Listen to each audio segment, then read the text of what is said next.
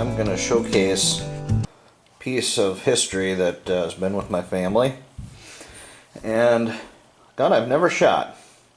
I actually just ordered ammunition for it. Very rare, very expensive ammo. This is my 1935 Remington Model 25, which is a 25-20 caliber. This is a pump action tubular magazine, and this was my great uncles and my great grandmas. This is what their family used to put meat on the table back in the Great Depression. So it's pretty neat that I ended up finding the original owner's manual with it. This is where it was purchased at a store in Friendship, Wisconsin, and you can see the postmark stamp, September 23rd, 1935.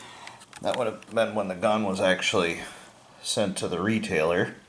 So this could have been something they bought for deer hunting in 1935 or possibly even 1936. But let's take a look at this. I'm going to set this down. Just kind of go over a few things. Very interesting here where you actually load the ammo. You can see that this piece is quite a bit different than traditional side load.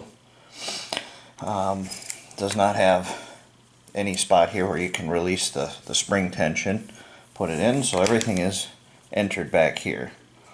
A little flap door. You open, once it's loaded, you close that.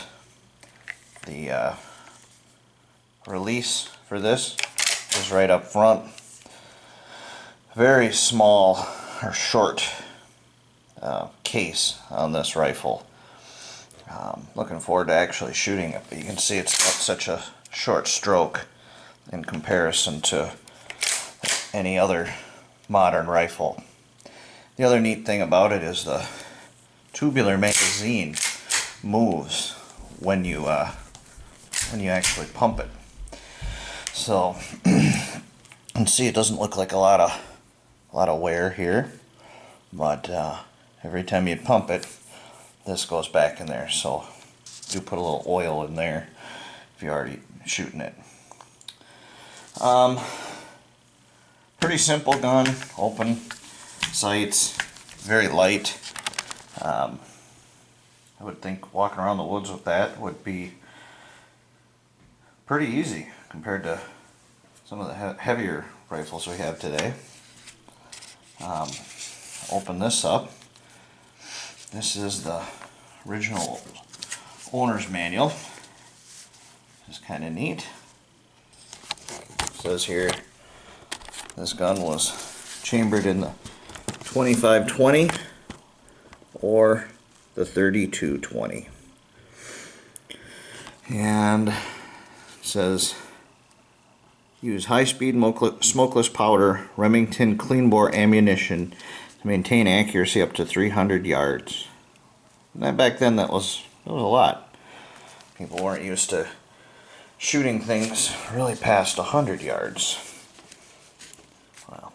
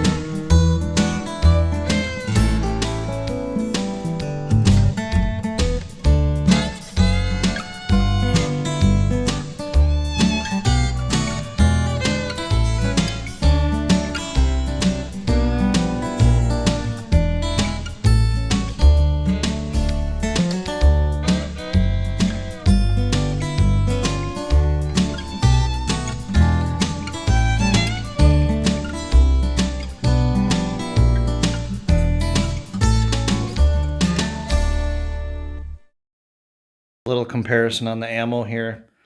2520 is right here.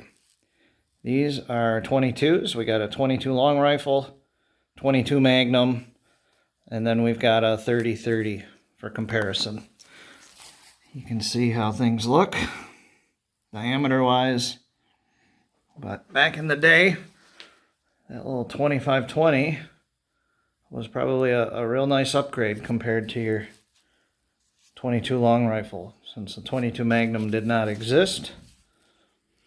Let's say back in 1930, it's kind of your choices right there. 30-30 was probably the top dog. And just for reference here, here's a 44 Magnum, basically the same length, but a lot more powder, a lot more bullet.